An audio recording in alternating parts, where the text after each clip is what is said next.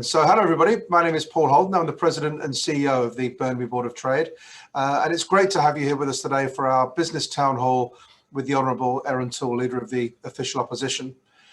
First of all, I'd like to start by acknowledging that this event, well at least where I am, is being held on the traditional territory of the Coast Salish peoples, including the Tsleil-Waututh, Musqueam and Squamish nations. I'd also like to take a moment to acknowledge the annual partners of the Burnaby Board of Trade. We have a phenomenal group of organisations that we work with throughout the year on our programming, events and other initiatives. At the platinum level, we have the Burnaby Now and the BCIT School of Business. At the gold level, we have Simon Fraser University, Pacific Blue Cross, Douglas College, Fortis BC, Electronic Arts, ABC Recycling. And at the silver level, we have Scotiabank, Trans Mountain, Appia Development, Alexander College, Port of Vancouver and the TD Bank Group. So a fantastic group of organisations that I'm sure many of you are very, very familiar with. I'd also like to say hello and welcome. We've got a couple of elected officials from out of town joining us today. We have Shelley Downey, who's a City Councillor from Port McNeill in BC. Welcome, Shelley. And we also have Mark Dalton, Member of Parliament for Pitt Meadows, Maple Ridge, not too far from here. So welcome, Mark, and thank you for joining us. I just wanted to share a few words for those of you that may be a little bit less familiar with us as an organisation, just a few words about us and what we do. We are the leading business association here in the city of Burnaby and one of the largest and longest serving business organisations in the province. We've been very much communicating our role as an organisation in recent years, a little bit focused, if you like, on a bit more of the real reason that we exist as an organisation and the real essential and unique and important work that we do on behalf of the business community and the community as a whole. So we've been very much describing ourselves as the catalyst for economic growth, the convener of business and community leaders, and the champion for our local business community. We were the first chamber in the region to reopen our offices in person. This was a while ago now. The first to develop a local PPE supplier guide, and the first and last, as it happens, chamber in the region to host an in-person hybrid event last summer and in November before the regulations changed. And it's a real part of our DNA as an organisation to find a way to find a way to getting things done. And I'm very proud of some of the work that we've done to show that you can operate in a safe and efficient manner by working with the regulations that are out there. And throughout this pandemic, we've been leaders in focusing on recovery and resilience through our work with the city on the Burnaby Business Recovery Task Force. And we've just developed and launched a really exciting initiative called the Centre for Burnaby Business Recovery and Resilience, which is the hub for all of our programming resources related to COVID-19, including our daily updates on government programs, our suite of resilience events, our digital development assistance program, and a number of other initiatives with more exciting supports, which we'll be announcing soon. So for today's event, I'd like to introduce our guest, the Honourable Erin O'Toole, Leader of the Official Opposition. Erin grew up in a GM family in Bowmanville, Ontario, and at the age of 18, he joined the Royal Canadian Air Force and completed his studies at the Royal Military College. As a tactical helicopter navigator, he participated in search and rescue missions off Canada's coasts, rising to the rank of captain. And after 12 years of service, Erin retired for the military and returned to school to complete a law degree at Dalhousie University. He spent the next decade working as a lawyer in the private sector and was one of the co-founders of True Patriot Love Foundation, a national charity serving veterans and their families. Elected 3 times in his riding of Durham, Erin has held various positions in the government, including Minister of Veteran Affairs and recently Shadow Cabinet Minister responsible for Foreign Affairs, before being elected Leader of the Conservative Party of Canada and the Official Opposition in August of last year. And we're very pleased to have him here today to speak with our business community. For today's session, we'll start with some opening remarks from Mr. O'Toole, and we'll then move into the Q&A, where I'll be asking Erin some questions that we already have received. Feel free yourselves to ask any questions by using the Q&A box, and we'll get to as many of those as we can. Lastly, please note that the session is being recorded and will be shared with our members who were unable to attend today. So at this point, I'd like to pass it over to Erin O'Toole for his opening remarks, and then we'll get into the Q&A. Mr. O'Toole. Well, thank you very much, Paul, Jocelyn, and to the entire Burnaby Board of Trade team for inviting me to speak with you today. Of course, I wish I could be with you in person because British Columbia has always been very important to me. In fact, as a kid, I traveled by train to Expo 86 with my grandfather. As a young military officer, a few years later, I trained at CFB Chilliwack, at boot camp, and later at CFB Comox on the island. And in 2010, a real experience for our family, I joined my wife in Vancouver for a month while she helped work on the Vancouver Olympics as part of the International Broadcasting Consortium. I didn't have to work. I was the lucky husband with the tickets, including seeing Alexandre Bilido win the first gold medal on Canadian soil at Cyprus. That is a truly quintessential moment and memory for me. BC hosted the most incredible games, set the standard, and made Canada proud. And it's great to be here to discuss ways our government can support small businesses, which both your Board of Trade and my team in Ottawa are focused on. As leader of the official opposition, I have a job to do holding the Liberal government to account. With the rise of more COVID cases occurring each day, the growing trend of vaccine nationalism leading to procurement challenges, the milestones for vaccines keep moving further and further away by the day. I take no pleasure in this challenge and the mounting failures by the government to secure a stable supply of vaccines, because the Conservatives, we wanted the government to succeed. Canadians, our health, our future economic prosperity require them to succeed. The very future, in some cases for the small businesses that are some of your members, their future is now at stake. And as I've said a few times, we're at a bit of a crossroads now as a country. And the decisions in the months and years ahead is which path do Canadians want to take? The path being offered by Mr. Trudeau, where he suggests he should reimagine the economy coming out of COVID-19. Reimagining means millions will likely be left behind, or the steady and certain path, securing the future for everyone in all parts of the country and in all sectors. A path that will deliver us to a Canada where those who've struggled the most through this pandemic can get back to work, can provide for their families, can save their small business that is hanging on by a thread. To do this, I recently introduced Conservatives' Recovery Plan for Canada, a plan to secure our future. We will enact, as a first pillar, a comprehensive jobs plan to recover the millions of jobs lost during the pandemic within 1 year, and we won't stop there. Nous allons prendre des mesures immédiates dans les secteurs les plus touchés. Je veux aider ceux et celles qui ont le plus souffert, notamment les femmes et les jeunes.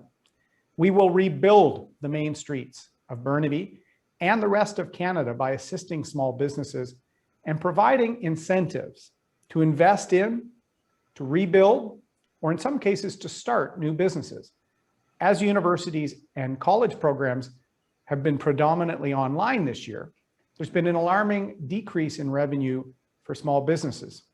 I know that one such place in Burnaby was one of the Club Ilia at University City, which had to close permanently from the lack of revenue.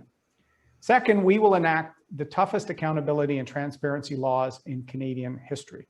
Third, this last year has deepened the mental health crisis our communities have been struggling with across Canada. A University of British Columbia study last year found that 65% of respondents reported adverse pandemic-related mental health effects. This number is alarmingly high, and action must be taken immediately. We will introduce a Canada Mental Health Action Plan that boosts funding partnerships with the provinces for mental health care. Too many families have been torn apart because of COVID-19 restrictions and challenges, and far too many have been seen lives destroyed by the opioid epidemic. Last year in British Columbia, you know there were 60% more deaths from opioids than from COVID. This is a national emergency, and we need to create solutions to address it. The fourth pillar of our plan will ensure our country is never unprepared for a crisis again. Canada's Conservatives will make Canada more resilient, reduce our reliance on foreign countries, and take seriously our responsibility to protect the health of Canadians. This includes ensuring that we have domestic vaccine production capacity.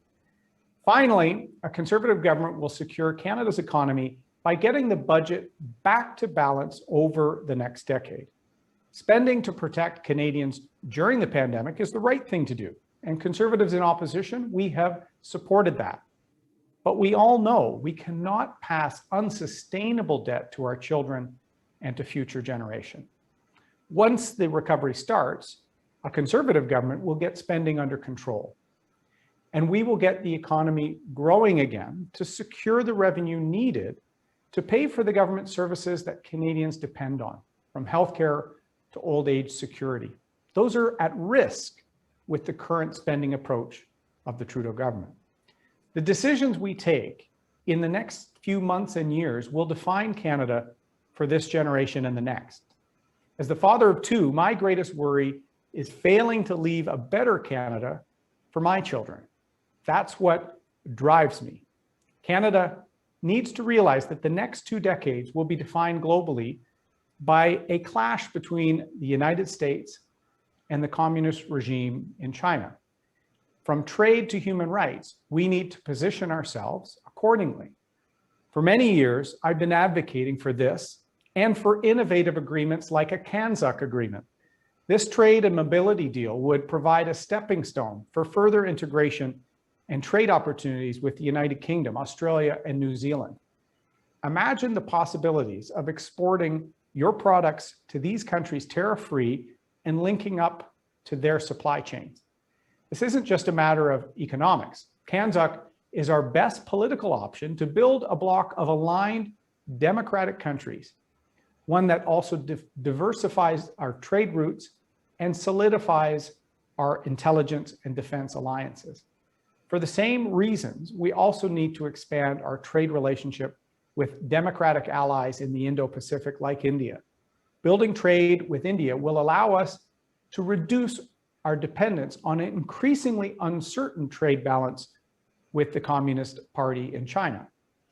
As we recover from COVID-19, it's time for certainty, vision, and competent leadership. It's time for ethical leadership in politics again. That's why every day I'm telling Canadians about the vision Conservatives have for a stronger, more prosperous, and more united Canada.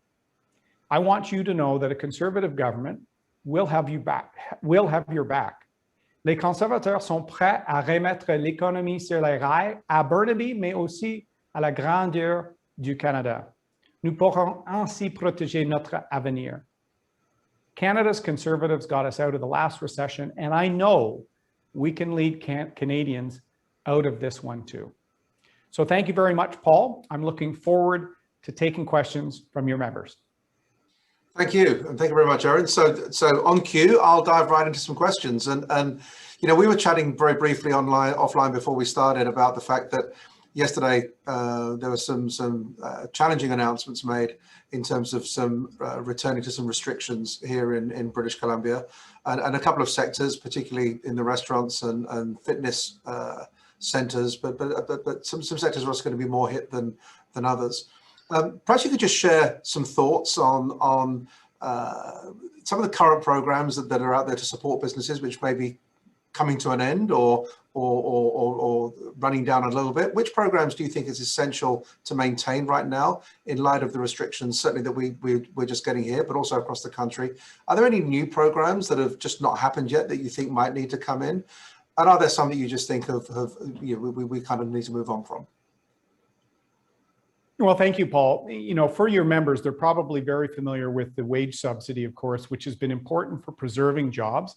The Conservatives, we supported it right out of the gate, and we pushed immediately to change that wage subsidy from a 10% level to 75% to actually save those jobs. I personally intervened with several ministers right away to make sure that it was at a level where the jobs would be preserved, not just shed.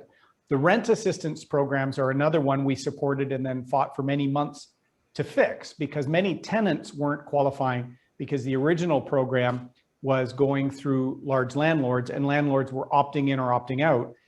The small tenants that were suffering often didn't get access to the supports if their landlord did not opt in. It took 6 or so months to change that program, but we fought for that. The HASCAP program, the Highly Affected Sectors Capitalization Program, has also been one that was talked about months ago and was very slow to roll out. But I would look for some businesses that are in some of the highly affected sectors like tourism and others to look at that. The CEBA loan, many of these programs are going to be here until June, from what the government has said, and likely longer with some of them. We've also, for the last few months, wanted specific additional supports for some acutely impacted sectors with money flowing quickly for tourism, hospitality, and the airlines. For 6 months now, the airlines have agreed to a package with refunds, with guaranteeing regional routes, employment levels, and making sure no assistance goes to excessive executive compensation. Once we saw that those concerns we had were addressed, we needed to make sure that a loan or assistance could be there to preserve those airlines and those important regional routes that keep our country connected and keep chambers of commerce or boards of trade like yours in all parts of the country, their members keeping market access open. So that's what we'd like to see more action on, Paul, because right now there are thousands of people out of work and our competitiveness in those areas is really eroding. So there are a range of programs, and I certainly think your members should take advantage of whatever is there so that they can survive this period to thrive post-COVID. Thank you. And for some of those sectors that you mentioned, and tourism obviously being one, but there are others that have been highly impacted. Do you think that, what kind of plan would you like to see in terms of if the current number of cases reaches this, or the vaccination levels reach this, then this can happen for those industries in terms of helping them to reopen? Because we all talk about the light at the end of the tunnel, and for certain industries, it seems like a bit of a dim light in a very long tunnel. You're exactly right. And, Canadians are tired. There's a fatigue setting in. And as we joked at the beginning, your province has led the way. I like to say Dr. Bonnie Henry, the Canadian Forces veteran, has been kind of on the vanguard of the response. So some of the measures of restriction have been lighter in your province than mine, but there's a fatigue setting in, and there are small business owners hanging on by a thread. And what we've been advocating for in the last couple of weeks is a responsible, data-driven, safe plan for reopening. The United Kingdom, the US have all released plans. That doesn't mean we're opening tomorrow, but we need to allow particularly small business to envision what that looks like and on what timeline. The data-driven part should be using the vaccination timelines, particularly for the most vulnerable. It should be using suppression of variants and hospitalization rates so that some areas that are acute risk will have a slower time to reopen, but areas where the risks have been mitigated, we can get people back open and working. And I'll tell you, some small businesses are rightly frustrated that they see large chain stores open in some provinces and small business mom and pop type organizations being forced to very minimal openings or closures. So there's a fatigue setting in. Everyone needs to work together and should. Public health is paramount, but let's plan, because every step of this crisis, and we've tried to work with the Trudeau government, Canada has been 2 to 3 steps behind all of our traditional allies. Nobody likes to see Canada in 50th or 60th place in the ranking of vaccine deployment. So we need to do better. Canadians deserve better. And that's why, as you said, that light at the end of the tunnel, that can be found, that can be envisioned with a safe, data-driven plan for what reopening can be like when we hit certain measures. Yeah, thank you. We're talking about the obviously vaccines, and I'll just ask a quick question on that in a moment. But I had an op-ed in the local newspaper here where we were saying, just highlighting the importance of a robust vaccination program in order to not just make businesses safe, but to restore that consumer confidence of getting back out there again and using those businesses. I've got a meeting in a couple of days actually with our board of directors and with Minister Anand, who's obviously, as you know, is responsible for procurement of the vaccines. What would you think right now? I mean, I know it's easy to look back and say, well, this should have happened X months ago or what have you, but the situation we're in is the situation we're in. What do you think right now would be some of the biggest questions we should be asking and some of the solutions we should be looking for when it comes to procurement and distribution? Well, Paul, there's three tools that are critical in a pandemic. And those tools, of course, are vaccines, rapid tests, and information. And Canada is slow on vaccine and rapid tests and opaque on information. And in fact, Canadians, especially in the last few days, thousands of Canadians that received the AstraZeneca vaccine, they've been hearing different stories from the government with respect to safety and efficacy of that vaccine. This same government a few weeks ago said that Pfizer, the dosing period between first and second dose will change to 4 months. We're the only country in the world. It's an off-label use of a new pharmaceutical product. The company does not support the Trudeau government's move to a 4-month dosing cycle. What does all that mean? The information is eroding public confidence in the health measures being advanced by Minister Hajdu and her team. I hold the politicians responsible for that. And we should have questions. Why is Canada the only country in the world doing that? It's because we don't have supply. So the failure politically on procurement is now leading to an uncertain process for the use of these critical tools in the wellness of Canadians. It's quite frankly shocking that they're so cavalier with these dosing questions and the safety and efficacy of these vaccines. That is going to contribute to vaccine hesitancy. It's going to contribute to uncertainty about the efficacy and safety of these vaccines. Information is key. It's why last fall we asked for a public plan in terms of priority groups for vaccinations. It's why we've asked for transparency on the contracts. When are we going to get the vaccines and on what timeline? The government changes the numbers by the day, almost makes it up as they go along. And I don't think that's responsible. And I really do think Minister Hajdu really needs to be held to account for a shifting scientific message that is based on their failure to supply the vaccine. Thank you. We've all seen to varying degrees the social impacts of COVID-19, and everyone has been impacted in many ways. The economic impacts of the pandemic have obviously been felt by everybody, but very differently in certain industries and certain groups of communities. What are your thoughts on perhaps why some groups, some demographics, some areas have seen worse impacts, and what can be done to rectify that as we move through the recovery? An important question, Paul. Thank you. And it's something, the inequality is something I've been talking about for some time. In fact, the pandemic has highlighted and exacerbated some of the existing inequalities for Canadians in marginalized groups already. That's become more pronounced. We talk about the she session that impacting women in the workplace. We've been set back 30 years in terms of some of the progress made just by the impact of the pandemic and the economic fallout. So we're trying to make sure, as part of our Canada Recovery Plan, that first pillar, the jobs piece, the 1 million in 1 year, and not stopping there, we're coming up with some innovative ways to try and address some of those inequalities as we get everyone back to work in all sectors and all regions.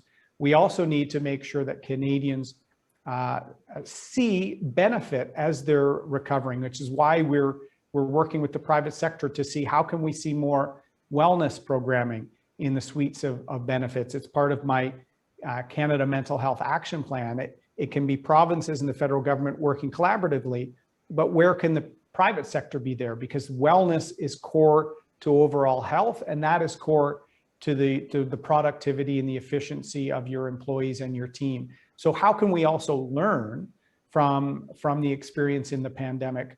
So we're reaching out and trying to make sure that this is part of our dialogue. As a new Conservative leader, I'm also reaching out to union leaders and others to try and build trust where maybe it always hasn't been there with our party in the past. But I want the members of those leaders' unions, I want their economic success to be secured post-COVID. So how can we partner for the long-term wellness of one another? And so this is where, again, I don't think it's time for reimagining our economy or building back better according to what Mr. Trudeau defines as better. We need everybody getting back. Strong families and strong communities will build a strong country. Thank you.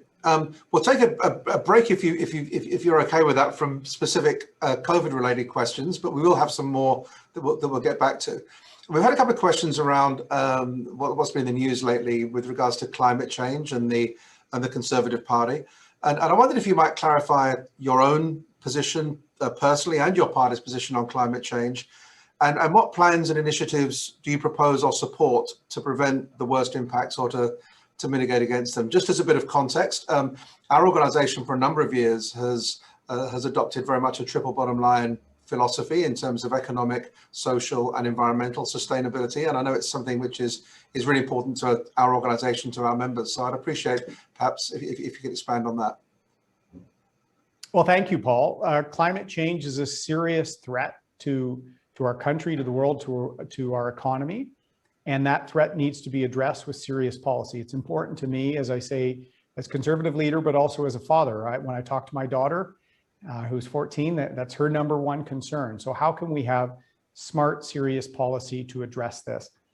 And it's important to me professionally before I became a politician. I used to co-host the Earth Day event at my law firm and even held an environmental business luncheon series working on some of these environmental issues in the private sector. I think Canada can lead here. In fact, Burnaby has led, the home of Ballard Power Systems, one of the innovators in this space, looking at reducing emissions through smart technology where Canada can actually be a world leader. So what Canadians are going to see is the Conservative Party is going to have a serious and targeted approach to emission reduction in the next election campaign. I think the most serious offering we put forward, because it's important to me, and I think we have to build trust on this plank. And we're in the process of developing that now, and to show that we can have this approach without a tax that is being tripled, and that will have an impact on some of the people at those margins we talked about in the last segment, Paul. Small businesses don't have the recovery from the federal Mr. Trudeau carbon tax. People at the margins that consume most of the income they have coming in, when that tax is being tripled, they will not get it back. They will be impacted. It also has competitiveness issues. So how can we get the balance right? I've even spoken to former Premier Campbell to talk to him about when he brought in the BC approach to the carbon tax, because I'm in the process of trying to get the balance right. Thank you. Thanks for that. I think we have some more questions coming through the process on climate and the environment, and we may get back to that if we can. A question that's actually just come through, which is an interesting one, is many employers lost employees to CERB and are still finding it difficult to either bring people back or to hire even a year later. Your thoughts on, and again, hindsight being a great thing, but your thoughts on what a CERB-like program should be doing or should have done? This is an important question because I think, as I've said, Conservatives have supported the government in programs to help people in a pandemic. It was a crisis. And as I said, we would support and approve the programs and then try and fix them later. The one concern I've highlighted a few times was the fewer jobs we preserved, the slow and awkward start on the wage subsidy and the CEBA loan and some of the ones that were slow to start, and the ease of which CERB could be applied for with no barriers, and then they extended it to students without any rationale for doing that. That caused labor market disruptions that the government hasn't acknowledged. And when I've tried to talk about this, people try and cast it in a different light. I wanted to save as many jobs as possible.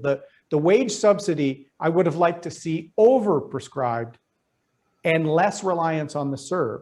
Instead, we had the opposite. we had a massive oversubscribe to the CERB and less taken up on the wage subsidy. And what's that is going to cause is a prolonged hangover of unemployment post-COVID, because they didn't get the balance right. This is why we're launching an ambitious jobs recovery plan, 1 million jobs in 1 year, and keep going, because we need to recover that 600,000 to 700,000 still lost from the pandemic, and about 300 or so of underemployment for many Canadians, and restore the balance for small business, save Main Street, and that the CERB should not have been extended. When I see that hundreds of millions were spent for people at home that were dependents, 15-year-old kids in school, they didn't need the support, but some people at the margins did. So how can we learn from the misapplication of that balance the first time? The more we preserve jobs, the more we can bounce back quickly after COVID.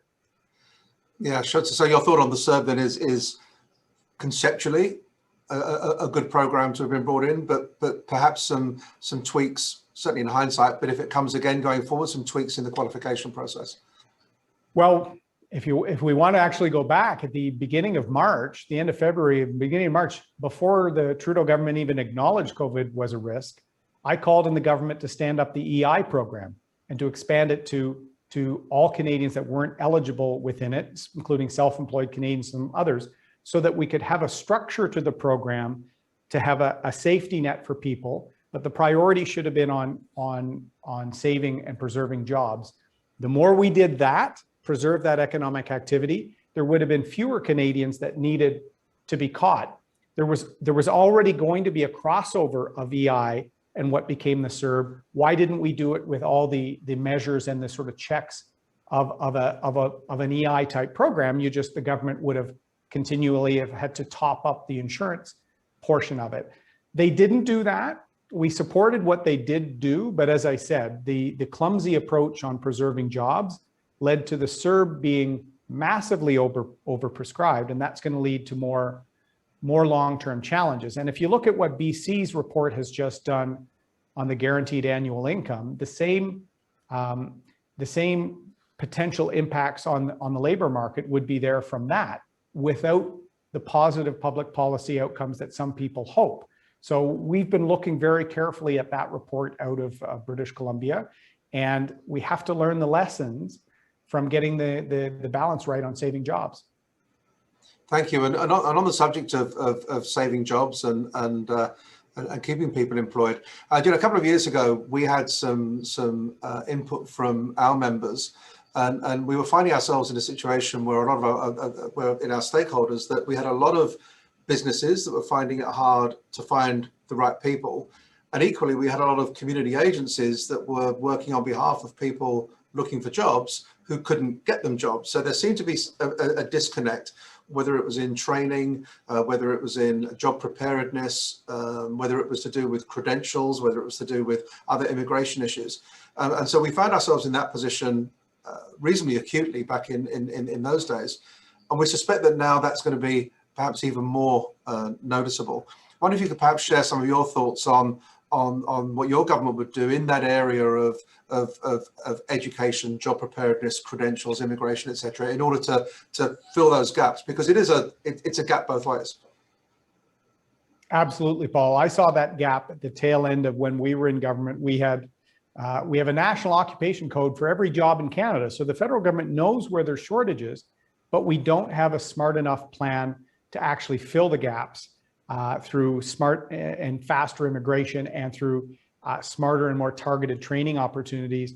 And those gaps get filled by the temporary foreign worker program, which always doesn't give a fast path to permanent residency. So how can we fix all this? We track it, and this is the business experience in my background. If you measure and track something, use that data for better outcomes. And I'm tired of just these problems being pushed down and pushed down and pushed down the road. It's time to fix it.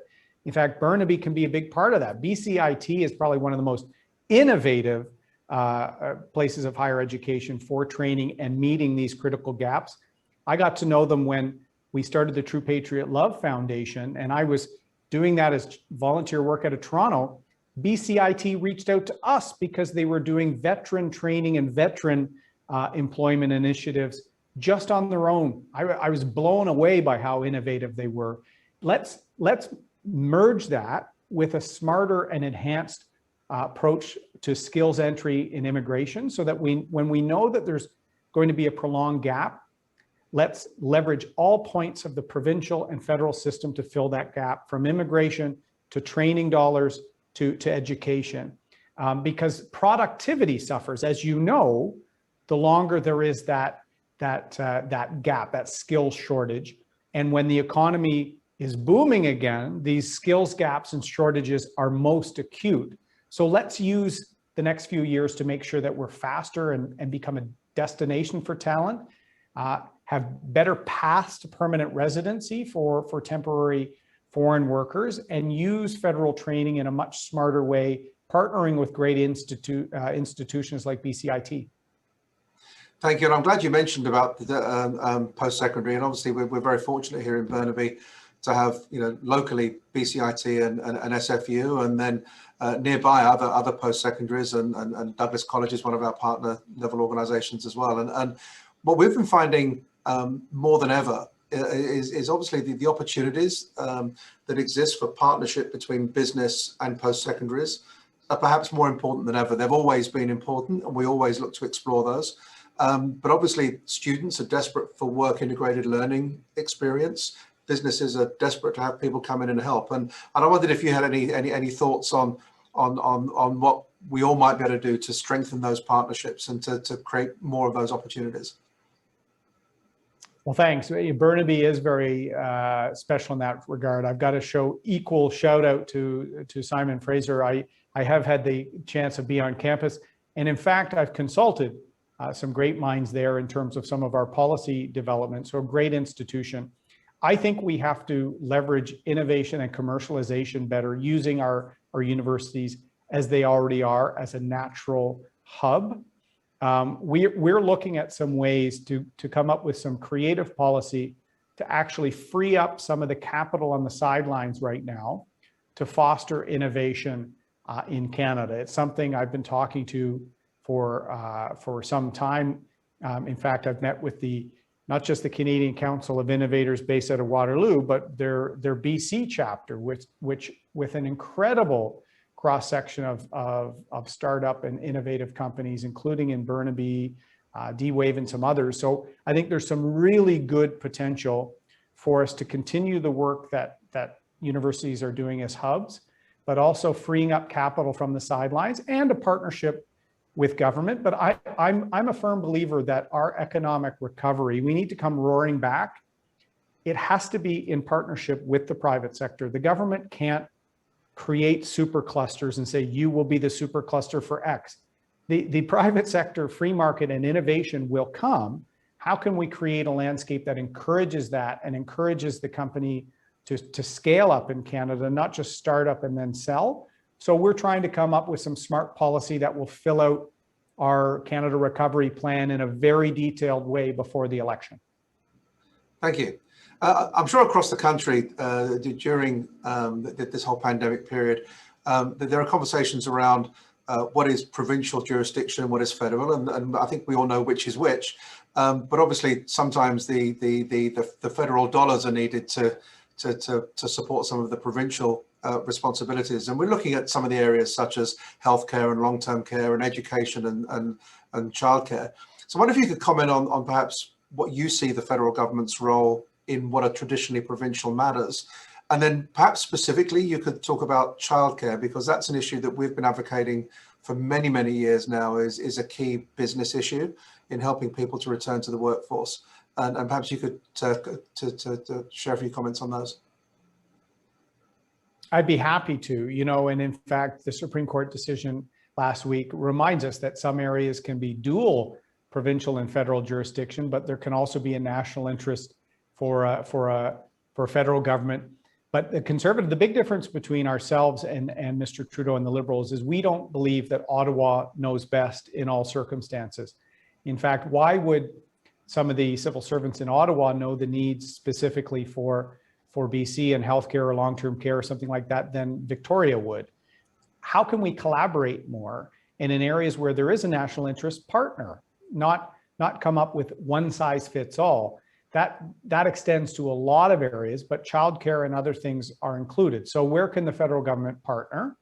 But where can we use the tax system, which is, as you said, for better or worse, the federal government has that jurisdiction as the collector of taxes, to recognize the cost on our economy of an absence of childcare solutions for working families, particularly women. I saw this in my own professional career with women in law, where the lack of options caused career disruption, caused a setback of productivity, a whole range of things for the economy. So again, how can the federal government use the tax system, use the immigration system in some cases? Really smart family reunification can sometimes give some families options. That's where we're pledged to work, and we're going to be developing some specific policy on this that we're going to, whenever there's an election, run on, because I see it as a critical issue in terms of making sure we make back those gains that have been lost in the pandemic in terms of women in the workforce.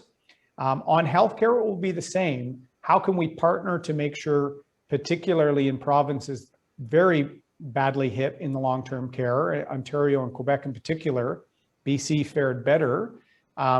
Where can we work on partnerships, whether it's through federal infrastructure dollars or through healthcare transfers, to partner rather than to dictate? That will be the big difference in approach between the Liberals and the Conservatives.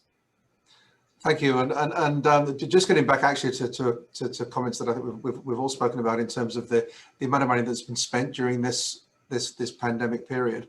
And you made a comment earlier about not wanting to overly burden our children's generation and subsequent folks. What are your thoughts on how, when, or the need to specifically and directly repay the debt that we've taken on during this COVID-19 period as a government? Yeah, it's an important question. I think about each generation cannot just burden the next one with the bad management and indecision or the challenges of an era. So there was going to be large deficits run as a result of COVID, no question about it. But you do need to have a plan to ramp down the excessive spending in a way that's equitable and strategic as people are working. That's why we don't think it's a time to reimagine the economy. It's a time for every cylinder in our engine to be firing. Mr. Trudeau cobbled together about $100 billion worth of debt in good economic times pre-COVID, raised taxes. We saw capital flight out of Canada. So there were already warning signs pre-COVID. Now an extra $400 billion or so. So that's $500 billion worth of debt under Prime Minister Trudeau, with no suggestion that there will be any approach to dealing with it. In fact, he's just asked for a 57% increase to the debt ceiling to $1.83 trillion at a time that it's been 2 years since we even had a budget, the only G7 country without a budget. So we want to see the budget. We want to see the plan to make sure that we get the country working again. We see Canada lead in economic recovery from COVID because we've lagged on the response to COVID. We need a plan, as I've said, to get back to balance in terms of the deficit over the course of the next decade, because up front, we will have to help some of those small businesses and other sectors transition and survive so that they can thrive down the road. But the goal is employment and then ramping down the programs in a way that is fair. And then a long-term plan for our competitiveness as a country. We have to send the signal that things can get built in Canada again, that we're proud of what we do here. And that will be a big focus for our government. We can be world leaders in environmental, social governance and Indigenous leadership. That's going to be a real focus. I think the world needs more Canada, and we need to rebalance global trade patterns to make sure that some of the bad actors of the world aren't benefiting while we're addressing climate change, while we're addressing social governance issues. We should make sure the democratic world purchases its resources and other things from source countries that they can trust. Thanks. And just on that, so something that we've been advocating for, obviously, throughout this period is that as we recover, and through our Centre for Recovery, we're certainly doing this, we're looking for a growth-led, business-focused recovery. But we're also acknowledging and understanding that the landscape has changed in many ways. The whole remote working, hybrid working, or full working from home is with us and may well be with us for a while. I think something we've advocated for a long while, which is the role of business in working with the community in which it's based to create a healthier and stronger and more resilient community, is an important one, and perhaps more important going forward. What are your thoughts on perhaps, I know you mentioned about building back better or reimagining the economy, but there are things we're going to have to be doing differently. And what are your thoughts on how we might embrace some of those inevitable changes? Well, thanks. In fact, Paul, I really liked your recovery and resiliency approach. That's really what we have to do to make sure that we're better prepared for disruptions or challenges in the future. We are doing that. In fact, I'm very proud of our team. We've got the youngest cross-section of millennial MPs, and I have several of them in key shadow ministry roles. Raquel Dancho from Manitoba is not just workforce development, but future workforce. And she's reaching out across the board to folks talking about that future workforce, both from a diversity inclusion standpoint, but in terms of making sure we're preparing through training, through retraining, and through higher education, that future workforce. Brad Viss, another millennial MP from the Mission-Masque area, is our first shadow minister for housing because of the acute challenges the Lower Mainland faces, that whenever I'm talking to folks, even when I talk to some of the innovative companies in Vancouver, their young workers can't live nearby or are being priced out. The same thing's happening in the Greater Toronto area, my region. So we're trying to build new policies to make sure that we can address some of these issues and try and make sure that we see that recovery across the board. We need all sectors of our economy to be doing well so we can address some of the inequalities and challenges that we have. We can't pick or choose what parts of our country recover when we're faced with $500 billion worth of debt accumulated in the last few years. We need growth across the board, and to make sure that we're striving for excellence in terms of future workforce and coming up with innovative policy solutions to make sure the next generation isn't the first one that can't even consider home ownership as part of their professional life and family life experience. So I'm really proud. Our team is quite innovative, and we're coming up with really good policies. And this is part of the reason I like doing these events, Paul, is we need to hear what's on the minds, particularly of chambers and boards of trade from coast to coast. Thank you. And you've mentioned housing a couple of times there. And I suppose it surprised a lot of people that during the pandemic, and certainly here in the Lower Mainland, in the area of the townhouses and detached homes, it's seen an enormous increase in pricing and general house pricing across the board. A lot of work being done, lots of conversations being had around what can be done to make housing affordable across the spectrum, from people in the affordable and social housing area, and also people looking for families who want to afford somewhere near where they work. What are your thoughts on some immediate actions that might be taken to start addressing that kind of issue? Important question, and that's why I did task one of my BC MPs, Brad Viss, to come up with a set of policies for our next campaign. Certainly supporting some of the initiatives some of the provinces are doing in terms of the supply issue, in terms of foreign ownership and buying, which of course Vancouver and the GVR has been the most acutely hit by that. That's part of it. We're also looking at the federal rules with respect to mortgages and a range of the federal tools that we can do. Are there some innovative tax devices that allow the unlocking of parents' RSPs or other things? Because if you actually look into it, most young people are getting support for down payments through family members. Can we incentivize that? This will be an area where collaboration between provinces, municipal leaders, and the federal government will be key. And we will be launching a series of specific policies that we think will help, because yeah, the low interest rate environment and the savings that some people have had throughout COVID has led to even more voracious bidding wars in some parts of the country in a pandemic where other people are falling further in the margin. So again, this is an area that is exacerbating some of the inequalities out there. Yeah, thank you. Thanks for those comments. I think we've got time really just for one last question that I have here, and it's a kind of a two-part question. We're hearing talk about and thoughts around a spring or summer election, and appreciate your thoughts on that, and also what it's been like working in a minority parliament situation. Well, first, I think we have to get the vaccines deployed, the variants dealt with before we worry about votes. Vaccine, variants dealt with, no votes, 3 Vs. And that should be our priority as a country. I'm not sure why, other than the fact that the attention of the country has been on the crisis and not on other issues like the WE scandal and other things. I can't think of why Mr. Trudeau has been posturing in this way. I don't think it's in the country's interest. We have to make sure health and our economic well-being is safe. And I think the fact that Mr. Singh has said he'll support the budget, I don't think there's going to be a big budget crisis that the Liberals maybe were hoping there would be. We've supported measures that have helped Canadians. We're just pushing for better, from vaccines to support for small business. That's what the Conservatives are there for. The minority parliament has been interesting in the fact that we've been able to set the tone on a few issues.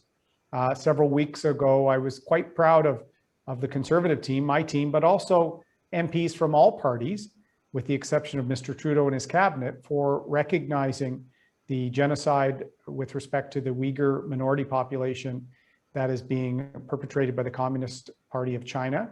That should concern people, that this is taking place and impacting millions of people on the other side of the world. I think Canada has long been a champion for human rights, and we need to be.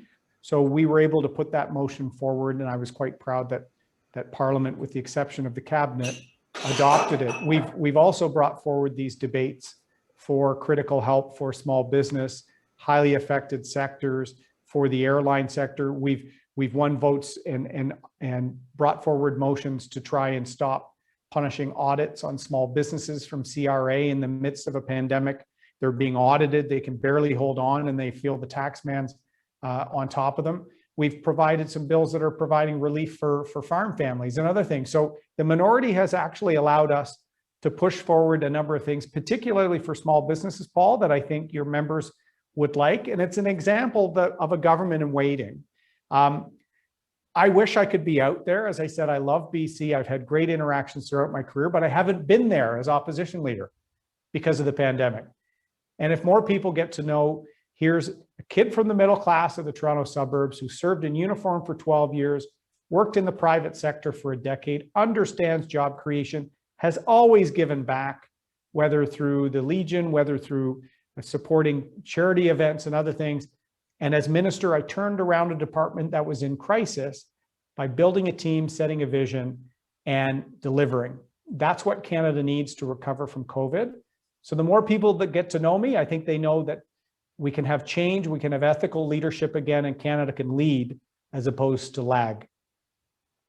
Erin, thank you very much for joining us today. It's been a pleasure meeting you, albeit virtually, and thanks for being open to answer so many questions on so many different subjects. We really appreciate that, and on behalf of our members and the attendees here today, I'd like to thank you for that. Just for everybody else out there, a couple of events just for your calendars. Wednesday, April the 7th, we've got a session on COVID-19 vaccine and your employer obligations. Hang on a minute. Right, on your employer application. Sorry, something about my screen suddenly changed. Our member Forte Law will be helping employers understand the regulations around that. On Thursday the 8th, we have a Sustainability 101 session on transforming business and community sustainable supply chains. And on the 13th, we have a session with Fraser Health President and Chief Medical Officer, so that's Victoria Lee and Dr. Elizabeth Brockin, who will be talking to us about the region's preparedness for the vaccine rollout. So thanks again, everybody. Thank you again, Erin, for joining us today. We hope everybody stays safe and enjoys the rest of the day and the week. Thank you very much. Thank you, Paul. Jocelyn, be well, everyone.